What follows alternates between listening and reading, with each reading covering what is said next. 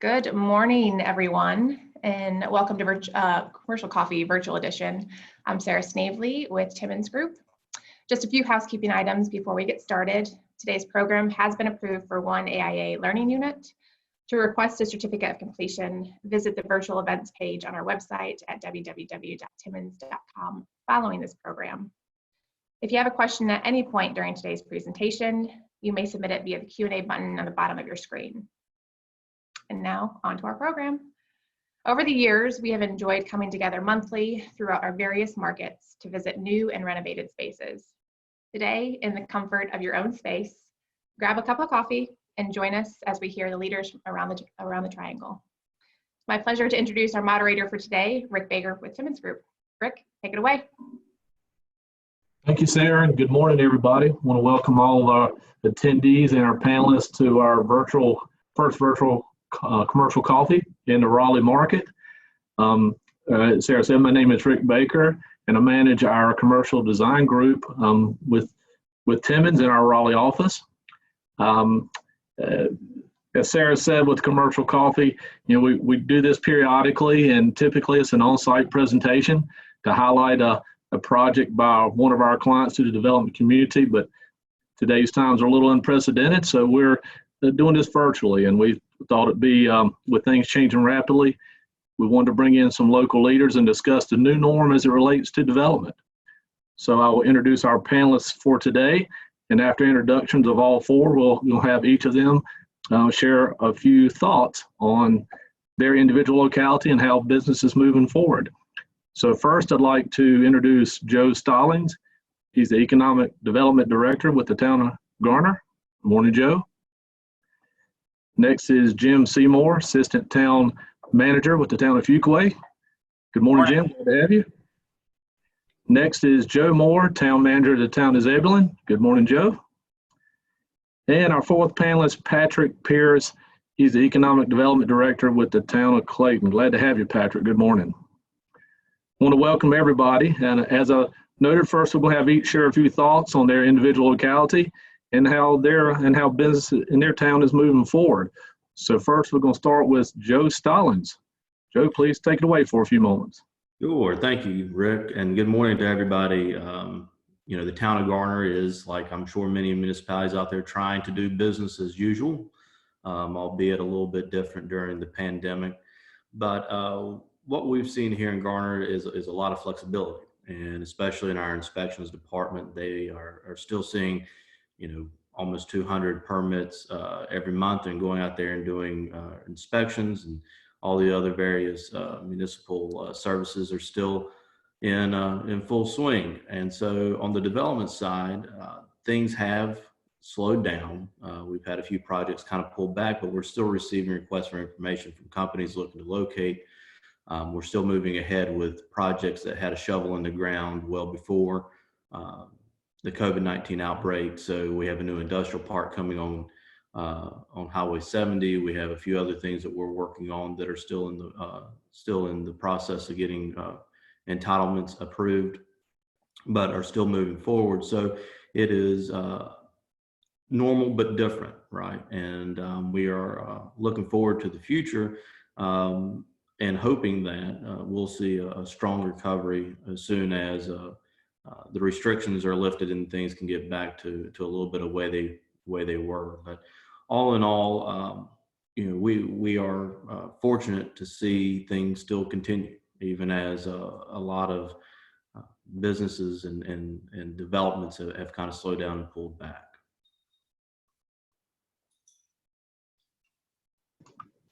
Thank you, Joe, for that. Now we'll go to Jim Seymour and get some of his thoughts.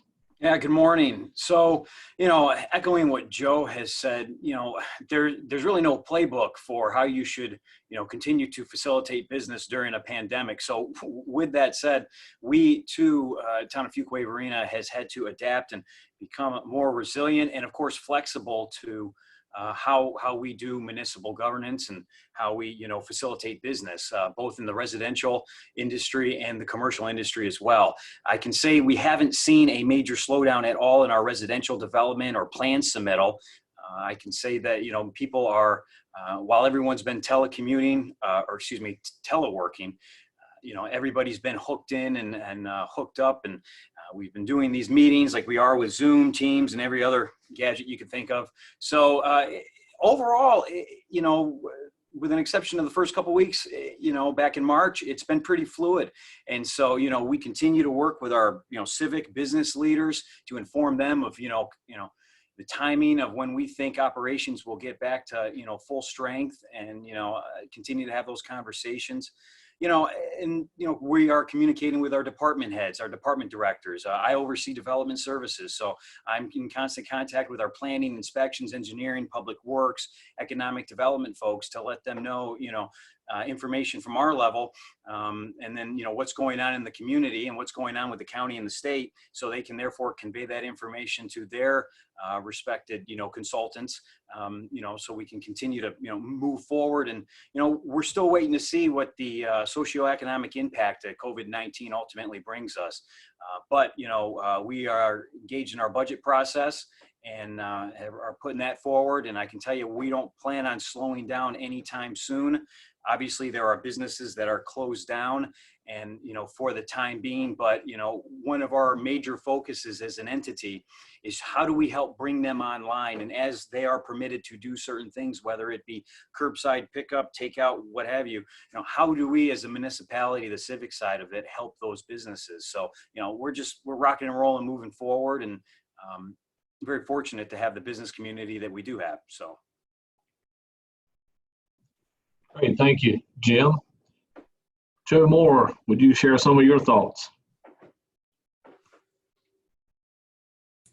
Yeah, thank you, Rick, and thank you for having me today. So a little bit of background about the town of Zebulun. It has a unique tax base. 70% of our tax value is tied up in commercial and industrial. So we don't have as much of a residential tax base as the other towns in Wake County, or much less across the state. We are quickly, however, making up for lost time. We've got enough development that we've approved to triple the population of Zebulun within a 10-year time frame. So we've got a lot of development. In keeping with what some of my cohorts have said, we have not seen a decrease in the development activity, meaning the development of the subdivisions themselves, the submittal of plans.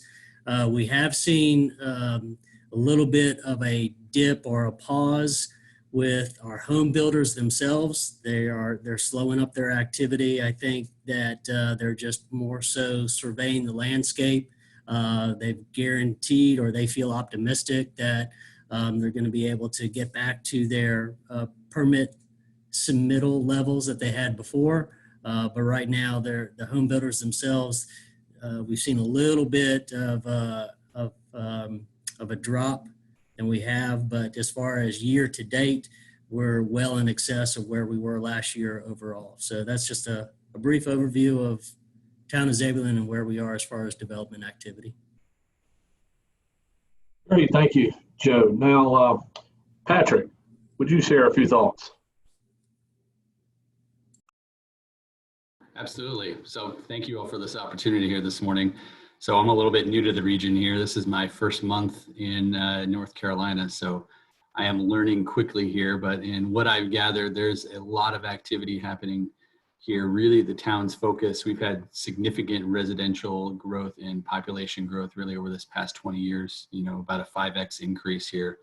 So really we've seen from a development side, continue to have entitlements rise and projects get approved and on the residential space, and continue to see interest on the commercial space as well. So very, very happy with the developments there, but obviously continuing to monitor this, as we know sometimes these things can lag in terms of what that impact is going to be.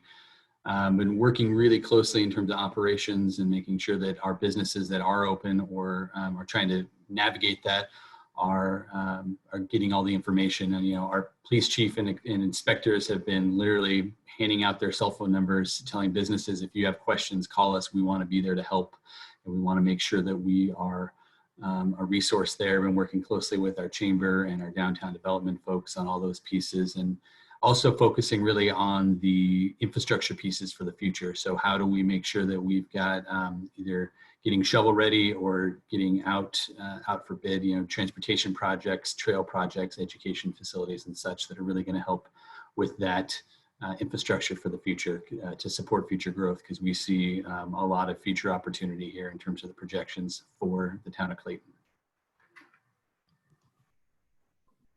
Great, thank you, Patrick, for those insights. Now we're going to shift to some Q&A time, and for our attendees, there is a Q&A item at the bottom of your screen. If you have some questions you'd like to ask, please send those in, and we'll try to get to as many of those as we can during our presentation. So have a few questions here, and I'll call on each panelist. A couple of you alluded to this a little bit, but wanted to see what market trends or patterns you're currently seeing in the retail, commercial, industrial, and residential sectors, and any of these sectors doing better than others. In one way, this pandemic, it's only been about 2 months since it started, but in other ways, it feels like it's been going on 6 or 8 months, and so some trends may not quite have emerged yet. But Joe Stallings, how about you chime in on that, if you would, please? Sure. Well, I think like most of communities in the Triangle, we're seeing huge numbers of residential development going on, and Garner historically had kind of lagged behind folks like Fuquay and other communities in the western part of the county. But we're starting to see new development, a lot of new subdivisions coming in, and the average home per square foot has risen quite a bit here in town. And that and coupled with the industrial development we're seeing, I think right now we have somewhere around 400,000 square feet of industrial space under construction, and should be delivered sometime in the summer, fall of this year. I think really our big thing, or the biggest trend, if you want to call it that, and it's not unique to Garner at all, is just the progression of retail, and what does that look like? Garner has a huge retail base and commercial base here, especially with Cabela's and the shops around White Oak, which I'm sure a lot of folks are familiar with. But the future of retail is going to be different, and we're starting, with everything going on with Amazon and online shopping and just the cost of retail space. What does that look like? So we're trying to stay up to date with that, and been in conversations with our retail developers and business owners, and really trying to figure out, what are their plans? How are they going to remain competitive in the marketplace? What are the larger corporate boards thinking? And so it's going to be interesting. And I don't know if that means that we'll start to continue to see retail spaces shrink their footprints or go to a different model, but it's clear that is one sector of our tax base that is cause for concern, and I'm sure is going to look different probably in the next 10, 20 years than it does today. But I don't like many others, I don't think brick and mortar is going to die out or going to go away altogether, but there's going to have to be some sort of evolution of it. So I think that's really the big trends that we're seeing. Where, like I said before, we're still getting RFIs from companies, albeit not as great a rate as it was before. So there's still interest in the Triangle from outside corporations looking to locate, and I hope that continues. But the writing on the wall is maybe that'll even pull back to even more of a trickle than what it is today. But that's kind of what we're seeing here in town. Great, thank you, Joe. Patrick, how about your thoughts on some of those items? Yeah, absolutely. So I think it's a mixed bag, much like other communities here. We've got some restaurateurs and retailers that are actually positioned themselves well and have adapted. We've got one Main Street retailer who has 30 or 40 pieces in her front lobby every single day ready for pickup that people are coming by, and she's seeing her business continue to grow and increase. But obviously not everyone there in terms of capability and capacity there for making that pivot to a kind of a clicks and bricks, if you will, type of new norm.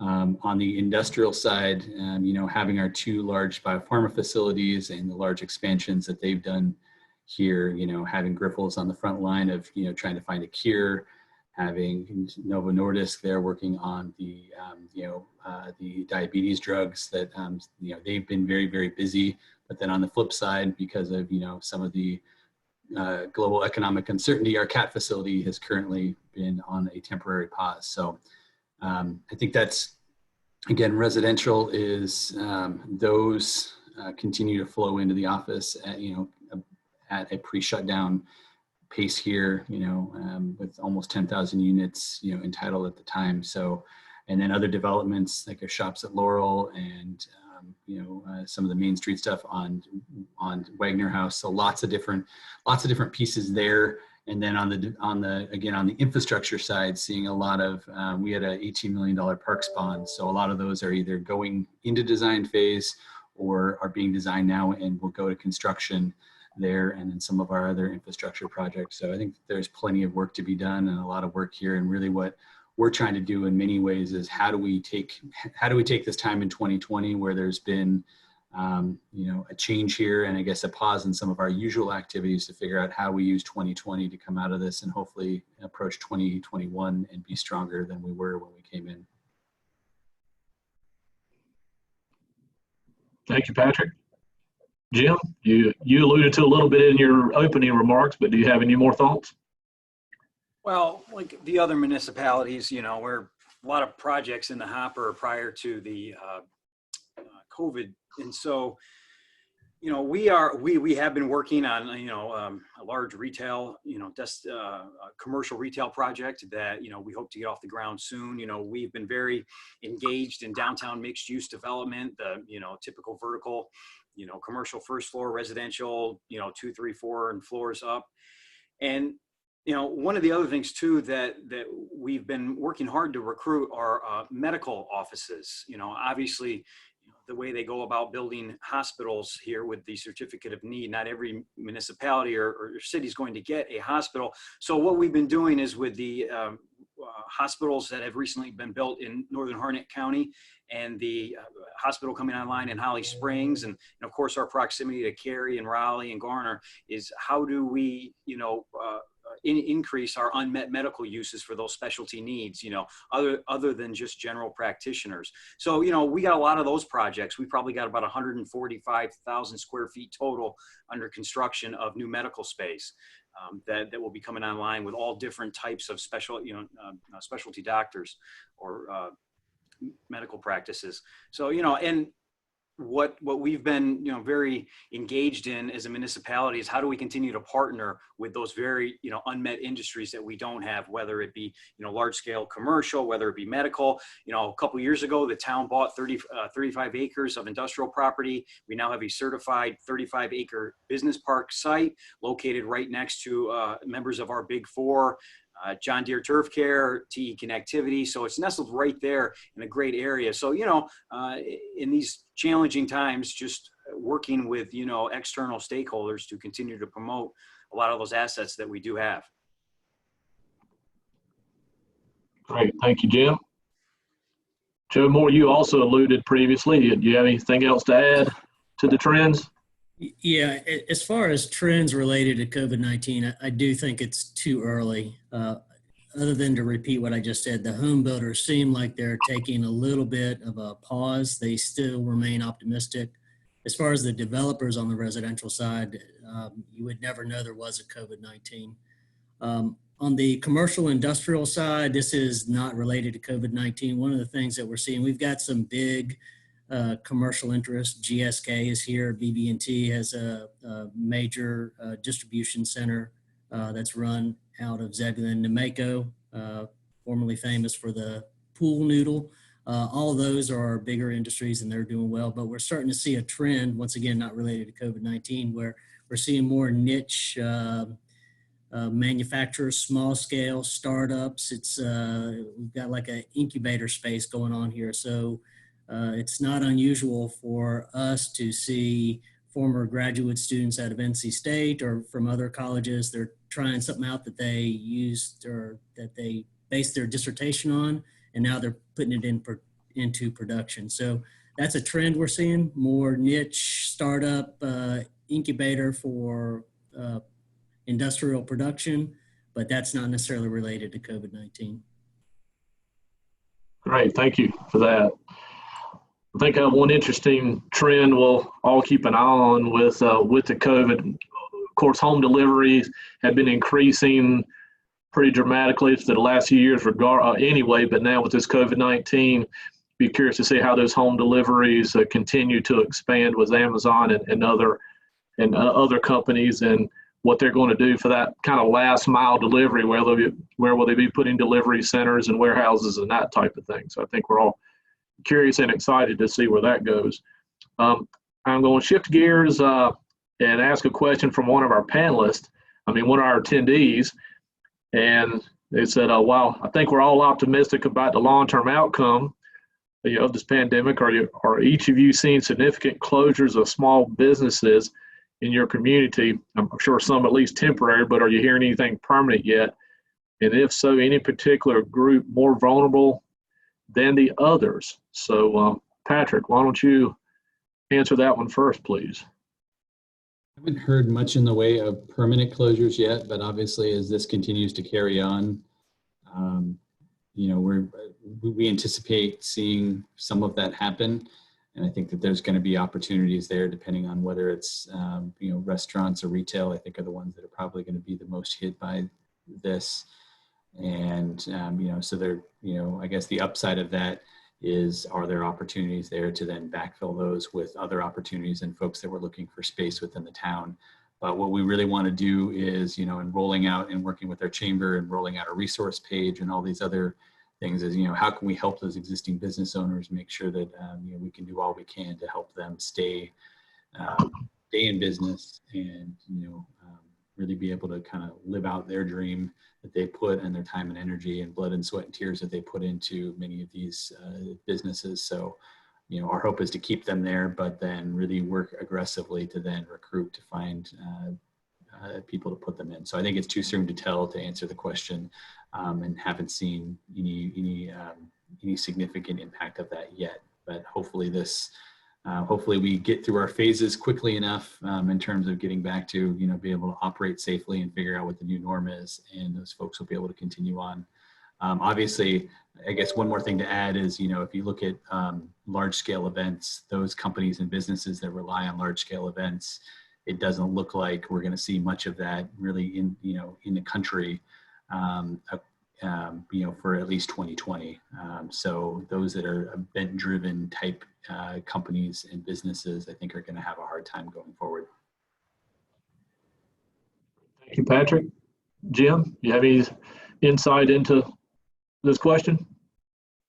Well, we have not had, as it relates to our small businesses and having our finger on the pulse of this, and working with our, folks, downtown, but then also throughout the community, our chamber and other civic organizations, in constant communication. One of the, I do believe it is too early. I think with the recent funding from the federal government, and now with the state, I think with the PPP loans and people being able to hire back, and people being able to keep rent and payroll stabilized for the time being. And when I mean time being, I mean, week to week, day to day, week to week. It's just too early to tell.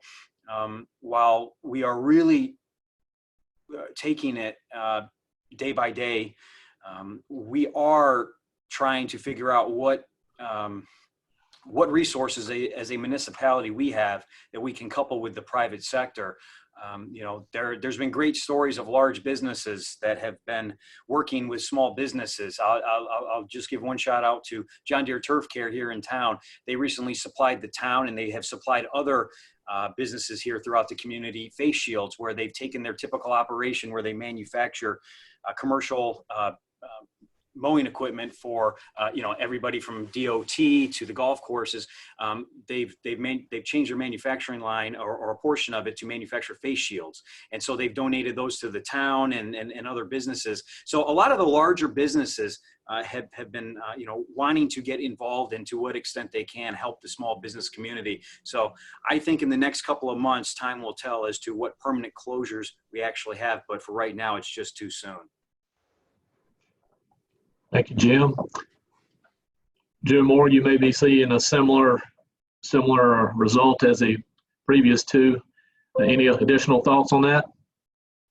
Yeah, I am worried about to get hyper specific, I am worried about the sit-down restaurants. It seems like my life, as well as many of you all, have been nothing but a daily grind of conference calls. And one of the conference calls that I sit in on is the Tourism and the Restaurant Association conference call.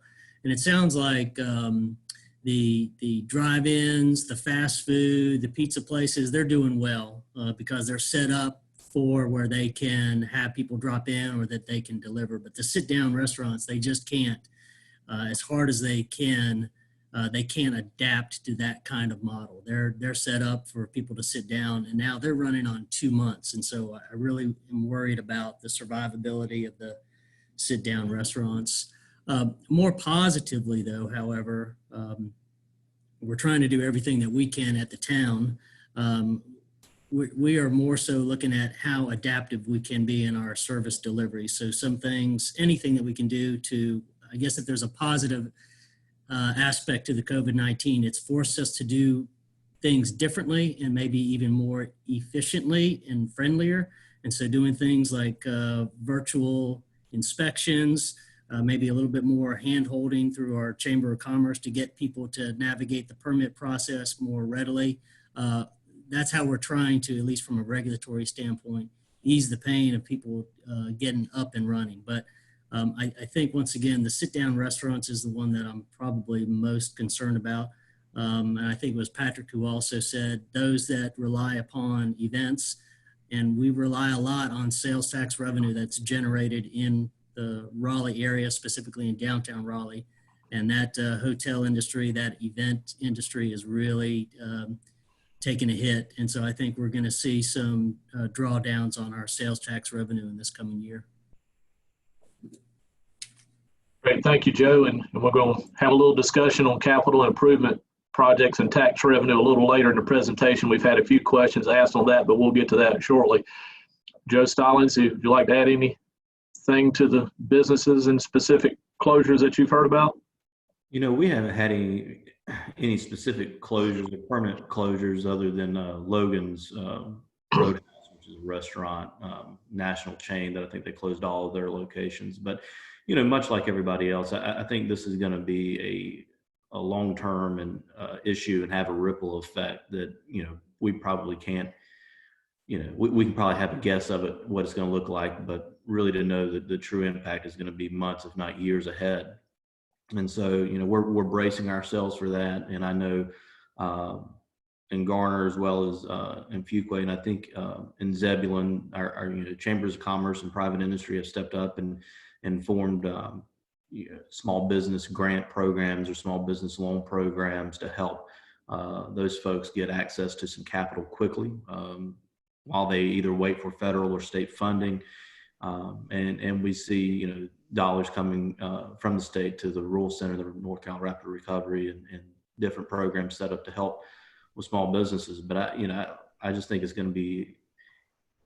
way too early to really know the true impact. And I think we're all kind of bracing ourselves to see what really comes of it. I think the good news is that people still are moving to this area, and our big, large industrial or large employment sectors are still strong and doing well. And so hopefully with the continued increase in population base, we'll see sales tax come back. We'll see, companies looking to chase that talent come back. But,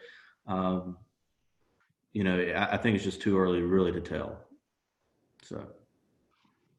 Great, thank you, Joe. I know one thing from some of our clientele we've seen, some of our hotel owners, and somebody mentioned that briefly, some of our hotel owners have seen a drastic reduction in rooms rented per night, and so they're seeing a pretty big impact there.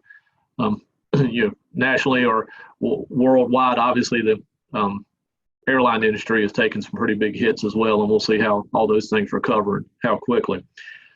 Next question, we'll get into a couple specifics in how you guys operate. We'll have a couple of questions. One, and I'll start with Joe Moore on this one. How are you handling public meetings with your boards? And are you having them now? If not, when? And then also a related question about how are you holding public neighborhood meetings such as rezonings and that type of thing? I was really hoping that this would be the question that I got asked last, but all of this as far as public meetings is a work in progress. To be candid, and I speak, I think, for all the municipalities, we tend to look at each other, see what each other are doing, and then we follow up with them after they do it, and we say, okay, what would you do different? So we're hearing all sorts of interesting stories. As far as the public meetings themselves, I think we've got that solved, right, especially with the reopening phasing. We're going to be able to have in-person meetings as long as we have social distancing and we keep a cap on those meetings. So I think we can physically get the governing board together. We can physically get the planning board together. We won't be able to have members of the public there because we wouldn't be able to stay under the cap. So we'll have to do things like live stream just to get the word out. We have to do some awkward, cumbersome things like if you want to say something, submit something to us by email. Public hearings is a little bit more problematic. We haven't even attempted that.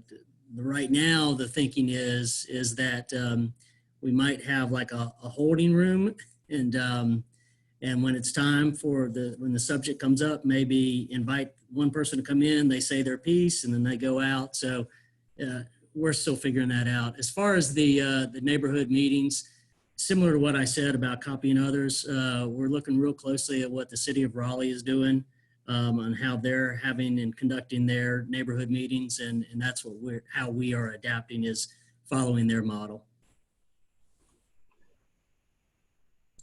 Thanks, Joe. And sorry I didn't pick you last on that question, but thanks for that insight. So, Jim, how about you guys? What are you seeing in Fuquay?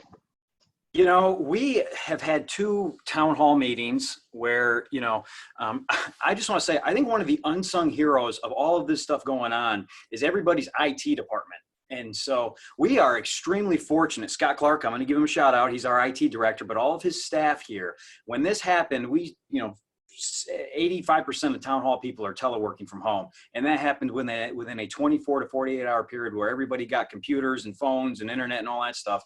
And not only that, but teaching people who I had never used Zoom. We didn't use Teams we use Teams, but now that's how we're conducting everything. That's internal, external communications to keep up with social distancing. So we've had 2 public meetings. We've had several public meetings. We've had our April 21st board meeting. We had the May 4th one, which was, that was Monday. And then we've also had a budget presentation back on April 23rd. And all that's been conducted by Zoom. And like I said, our IT department's been awesome, and they have been responsible and doing a great job of setting all of this up via Zoom. And where we've had everywhere from, 25 to 40 participants, maybe even more, that, Scott is, our IT department has been orchestrating that. So we're going to continue to do this and have those type of public meetings. I'm still a fan of the conference call on the phone. Sometimes I forget I'm on the computer. But with that, we've been having a lot of success in that, and, just following whatever legal guidelines we need to that come out from, in order to make sure that we're dotting all the I's and crossing all the T's as far as, meeting the demands for those public meetings, but still being able to do it remotely and via teleconference. Thank you, Jim. And I'm glad you gave acknowledgement to the IT folks. I know at Timmons, like you said, it happened almost overnight, and our IT team did a great job too, of having most of our staff working remotely. Absolutely. Yeah. Patrick, how are you guys handling board meetings and that type of thing?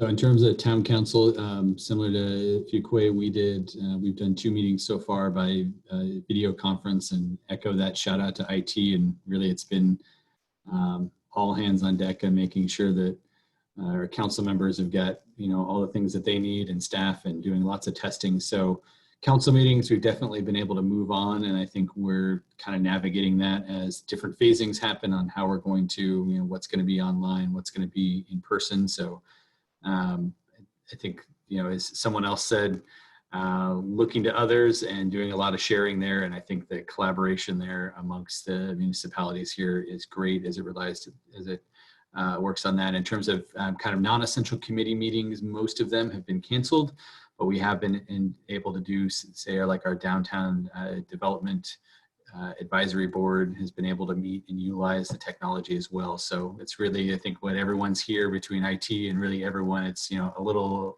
determination and some savvy and sometimes a little luck, and, you get you pretty far. But, I know our team has done a great job here, and it sounds like the others at the other towns have done that as well.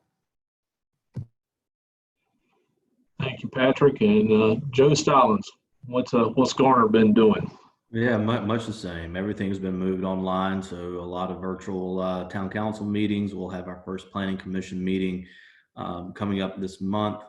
One thing that we have kind of struggled on is satisfying the quasi-judicial requirements for conditional use permits or special use permits, rezonings, and things like that. So I know that came up on Monday night's council meeting, and so far the attorney's recommendation is to kind of hold off and let's see what we can piece together to kind of satisfy that. But other than that, with community or neighborhood meetings, a lot of that is being handled through snail mail and virtual conferences between the developer and the neighborhoods, and we're working through that. But right now, I think as far as going through the entitlement process, it's really coming down to how do we satisfy the quasi-judicial aspect of some of the special use and conditional use permits to ensure that we're meeting the spirit and letter of the law. And so I am hopeful that those issues are going to be ironed out here soon, and we can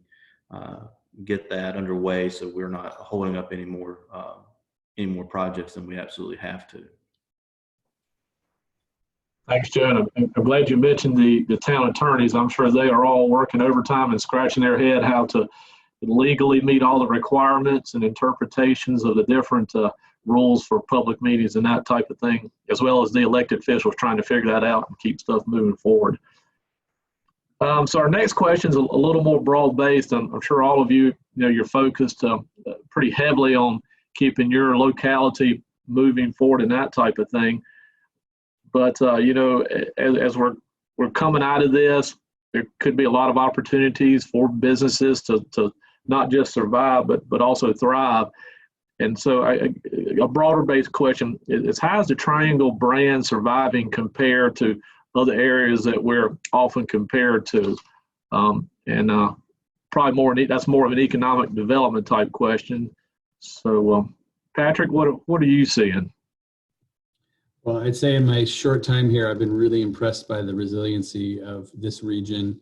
I think the industry base here with life sciences and strong in medical really positions this region well going forward. And I mean, it's not to minimize the struggles that some of the small businesses and other businesses are going through, but I think regionally, I think that brand is doing well. And frankly, I'm more concerned about my hometown and the place I came from being in the Seattle region. While they've got the benefit of, Amazon and Costco and some of those, as you mentioned, I think, the airline industry and things like that are taking a big hit. So Boeing and manufacturing and other things like that, I'm probably more worried about my hometown than I am my new hometown now as it relates to that. And I think the Triangle brand is strong, but really look this is one where I'm actually looking forward to hearing from the other panelists and see what they have to say, because they probably have more experience and a deeper knowledge than I do. But from an outsider perspective, I think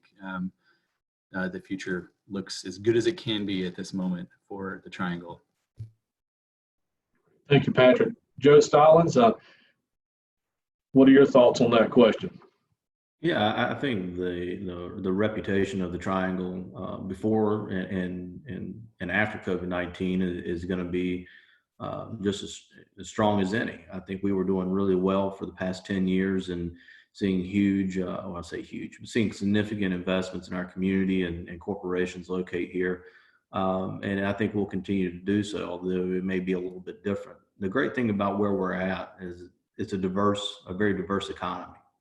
And you hear a lot about RTP and the life science side of things, which is definitely a huge plus for us. But there's also great advanced manufacturers and distribution and small fintech and small companies doing wonderful and great things. And I think we'll continue to see that. So the communities that came into that had those reputations set before COVID-19, I think are still going to keep those in place. Places like Austin and Boston, who are in Atlanta, which are three communities that we often compete against for projects. I think they're going to come out and still be swinging pretty strong. I think you might see more more things pull back in New York. And maybe even in, like Patrick said, in Seattle and the Washington area, but those things were probably in place already before COVID-19. They just might be a little more exacerbated after they come out of this. So, I'm hopeful and that the Triangle brand and reputation is going to be just as strong as it was before the pandemic. But we'll have to wait and see. Luckily for us, like I said, the diversity in our economy allows us to be able to pivot and to attract companies from a whole list and varied list of sectors. So, I think the future is still very bright for us. Great, thank you. Jim, any thoughts on what you're seeing? I think a lot of it has to do with how we tell our story and how we continue to communicate. I think, during the months of March and April, if you turned on the news, it didn't matter where you were, which is very true. The pandemic is affecting everybody in different ways and, to different extents. So I think the Triangle region, when we're compared to other communities, Joe had mentioned Austin, Boston, Atlanta, Jacksonville, how do we collectively work with our peer neighbors and municipalities to, tell the story of the good things that are happening. Everything's been doom and gloom, and absolutely it has. It's a horrible, horrible situation. But I think the way we come out of it is, to communicate what's going on from a micro level as far as everybody within their own community. And then on a macro level, regionally, I think there's an opportunity there to talk about the story of us coming out of this, with the governor getting ready to discuss his phased approach. How do we, via a public-private partnership with everyone in the community, and then collectively as the 12 municipalities in Wake County, or the X amount of counties that surround this region, how do we continue to carry that brand of being able to overcome and be adaptive and resilient to everything going on? So a lot of it's just communication. Great, thank you, Jim. Joe Moore, any thoughts? Yeah, I think the brand is strong for all the reasons that have already been mentioned. Joe Stallings in particular, he talked about the diversity of industries. I think coupled to that is the diversity of the workforce itself. We've just got, because of the type of industries we've got an adaptive, resilient workforce. In some other locations where there's not a diversity of industries and therefore a lack of diversity in workforce, I just don't think that they adapt well. But just in how we've responded to the COVID-19 event itself just shows that this community is an adaptive community. And so I feel confident that the community will continue to adapt, and the brand for the Triangle region will remain strong. Great. Thank you, Joe. Now we're going to switch over for the last few minutes of our program over on capital improvement projects discussion. As I mentioned, we've had several questions on that. So Jim, I'll start with you, and some of the questions are, what is the status of CIP projects? The ones ongoing now, 1 to 3 years out. How do you see those being handled from a funding perspective coming up, and with sales tax and tax base being reduced? What effect do you think that's having on your capital improvement plan? Yeah, thanks. That's a good question. And so obviously I'd mentioned earlier, we are going through the budget process, and the way municipalities budget and account for funding. So we won't know the fiscal impact really until late summer, early fall. And so for projects that we currently have under construction, we're rocking and rolling and moving full speed ahead. And then even in our 5-year capital plan for the budget we're getting ready to propose for the fiscal year 21 and then 5 years out, we realize that this pandemic at some point will be over, and we'll have to get back to business as usual. And so, we've put together and continue to put together an aggressive capital plan to meet the developments of, residential, commercial growth. We just, we went through an ETJ expansion process where we acquired 9,200 additional acres back this fall. And so we obviously have to plan for our infrastructure, everything from roadways, water, and sewer. So, we have to plan accordingly with expanding our footprint. So how we go about funding it and being very conservative in how we budgeted, but then also being able to stagger some of the projects to where a year from now, I think we'll be in a better financial position. I think everybody, all municipalities, because we all budget the same way, will be in a better understanding of exactly how much funding is able to come in. But everything we've seen, everything still looks very strong financially. And, while some things may be delayed, a lot of things are still going to move forward. Great, thank you. And I'm sure you are all anxious to see if Congress is going to pass a infrastructure stimulus package as well, and how that may affect each of your communities. Patrick, what are your thoughts on capital improvement projects? I think I would agree there. I mean, like I mentioned, we've got our parks bond, and that's moving several things forward on that side. Road expansions. I mean, we're continuing to do work here at the town, kind of waiting to see what the state situation comes out with some of those. We know we've got one, east widening is underway, and that'll continue, but it looks like the 42 west widening will be delayed because of those impacts there. So kind of concerned about that. Our wastewater treatment facility that we're working on is a real big priority for us there. So that's something that continues to go on.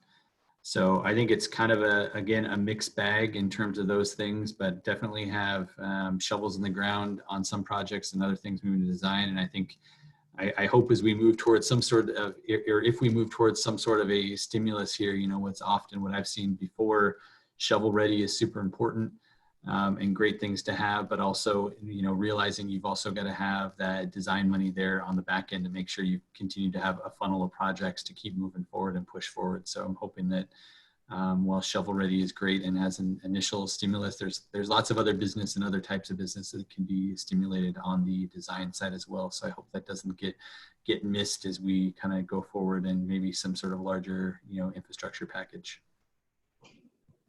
Thank you, Patrick. Joe Stallings, your thoughts?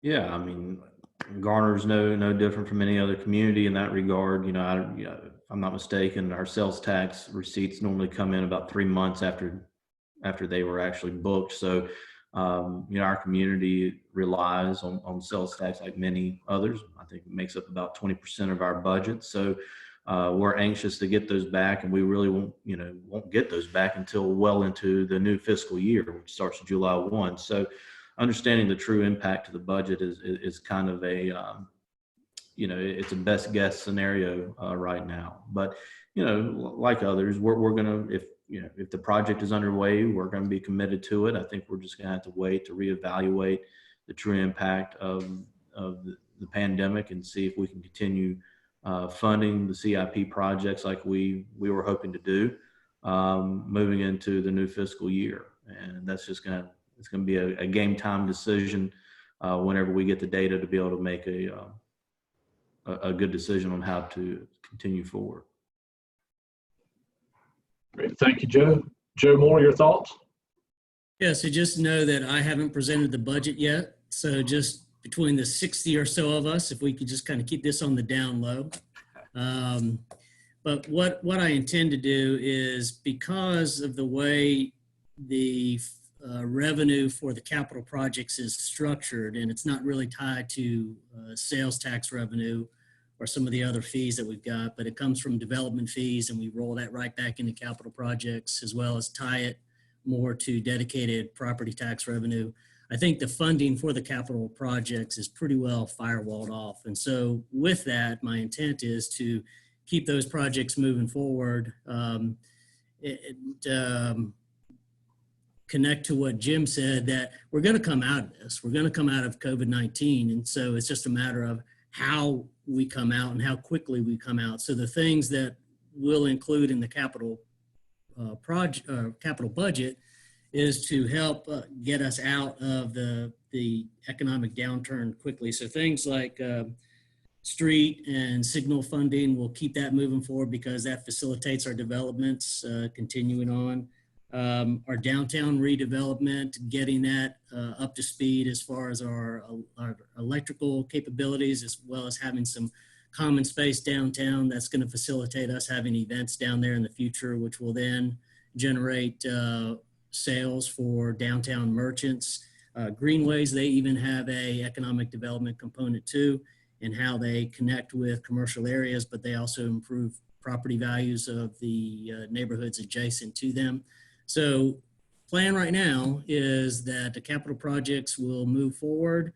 The funding is pretty well firewalled, I think, knock on wood, and we'll present it under the understanding that this is going to be our way to get out of the economic downturn as quickly as we can. Great, thank you, Joe. And it's good to hear some reassurance from all four of you on the capital improvement projects. That gives confidence in the rest of the whole market if the towns are proceeding along with their things. We're running, starting to come down to our closing time here, but we had one more question. Obviously, interviews are beginning to look very different because of COVID, but wanted to see what each of your locales are doing with architect engineer selection interview process. So, Jim, what are you guys doing or preparing to do for that? Well, going back to us using Teams and Zoom, and we've continued to bid projects, and when we're submitting RFIs, RFPs,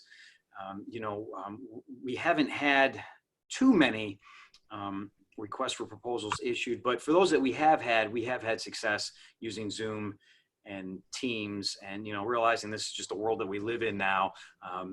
We expect our public sector side to be able to participate in this manner as well. But it goes back to what everyone said. We're still very much open for business, as far as how we've been communicating. It's, if you want to drop a document off, we got large Dropbox outside. If you got to pay for a permit, you drop it in the Dropbox. So our Dropbox is being used for more than just utility payments now. It's also being used to submit payments and fees. So we've had to be a little bit more flexible. But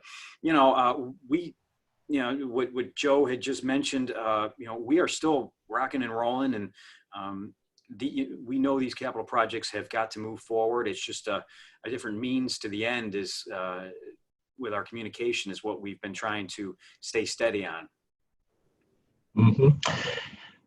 When you guys have been doing interviews like that on your Teams or Zoom, have you been having the video on? We have seen some instances where some interviews where our interviewee has chosen not to have us or them with the cameras on. It's just amazing who wears sweatpants. I mean, everyone's sitting there wearing sweatpants, button-down shirts with a tie. I'm like, just give it a break. And no, it's it's interesting though.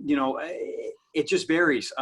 It's still amazing for people in the Triangle who don't have good internet connection. And so, I'm a big fan of broadband and, making sure everybody gets it. But, either way, whether it's video or whether it's just voice, we have not had, and, actually we've had a lot of success in hosting those type of conversations or having those type of conversations. And I think once the pandemic is over, it's given us a new perspective on how we could communicate going forward, pandemic or not, by using, more conference calls, but particularly using more Teams and Zoom type of meetings to where you can share a screen and everybody can see what's going on. Because even sometimes if you're in a meeting in a large room with 10 or 12 people and they have only a couple maps, sometimes you're not able to see everything on a map when you're having a pre-development meeting or when you're meeting with your engineer. And I think now,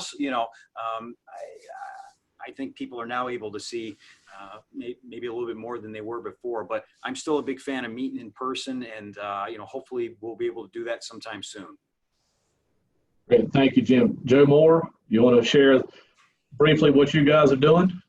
Yeah, I'm just repeating what Jim just said. We're utilizing the technology quite a bit, and I think that's a good thing we've discovered. We're finding out that the meetings are actually being conducted more efficiently. There are, however, times where we do need to meet, and we're not completely, we don't do it a lot. But if we can make arrangements and we can preserve the social distancing, and you can get one of these things. So Rick, you probably remember these from your clubbing days, but this is we use this. We have a temperature screen station set up. So you visit our police station first, and if you pass the screen and you're non-symptomatic, we can have a face-to-face meeting as long as the group is just one-on-one, and we can preserve the social distancing. So we're using the technology, but for those times where we have to have a meeting, we can facilitate that. We just got to go through some procedures to get that done. Thank you, Joe. And looking forward to the time that we can go back to a bar again. So hopefully soon. Well, we're out of time for questions, but I wanted to thank our panelists, Jim Seymour, Patrick Pierce, Joe Stahl, and Joe Moore. This has been great, really tremendous information. Thank you for taking time away from your busy schedule with budgeting and everything. I know y'all are very busy, and y'all are clearly vital localities to the Triangle region and its success. So again, thank you for being with us and sharing some thoughts today. Now, Sarah, I'll turn it back over to you. Thanks, Rick, and thank you all for your great insight on everything. And thank you for the attendees for joining us and your great questions. Just a quick reminder, if you do require a certificate of completion for credit, visit our virtual learning page on www.timmins.com, and we look forward to talking with you all again soon. Thanks, everyone. Have a great day. Thank you. Bye, y'all. Thank you. Thank you. Stay safe.